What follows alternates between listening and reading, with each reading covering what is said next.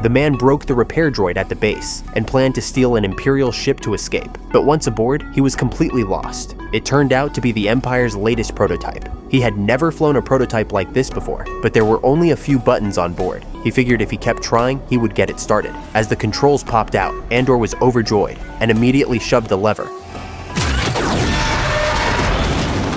But he pushed it the wrong way. The loud crash triggered the base alarms. The main gate began closing slowly. Andor hurried to grab the lever again, but he still could not figure out the controls. The ship careened wildly around the base. Luckily, the prototype was built tough. Even after crashing, it remained intact. The arriving Imperial soldiers were stunned. They could hardly believe that a human was flying the ship. But rebellion was rebellion. So the soldiers opened fire on the ship. Andor realized he had to stay calm. Luckily, he had figured out how to arm the weapons. So he decided to practice on the Imperial troops. But by the time he reacted, the base gate had fully closed. Just then, a rocket shot toward him. Andor quickly maneuvered the ship away, seeing them ready a second rocket. Andor immediately tried to activate the ship's laser cannon. He had the target locked, but the button would not respond. Meanwhile, the Imperial soldiers raised their rocket launcher. Andor had no choice. He kept trying different buttons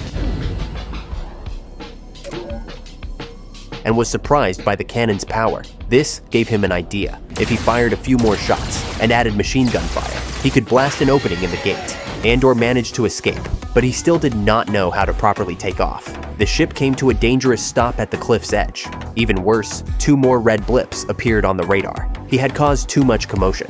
The Empire had dispatched patrol ships. Enemy fire was closing in fast. He finally figured out how to lift off, but he was clearly still clumsy at it. The ship bounced off the canyon walls. It was impressive how tough the prototype was. Even the pursuer's machine guns could not damage it. As the ship kept dodging left and right, Andor gradually became familiar with the controls. Spotting a narrow tunnel ahead, he quickly fired a rocket, burying the pursuers under the collapsed tunnel. Andor gasped for breath, then flew toward the rendezvous planet. But as soon as he arrived, he saw only a wrecked ship. A sense of dread filled his heart.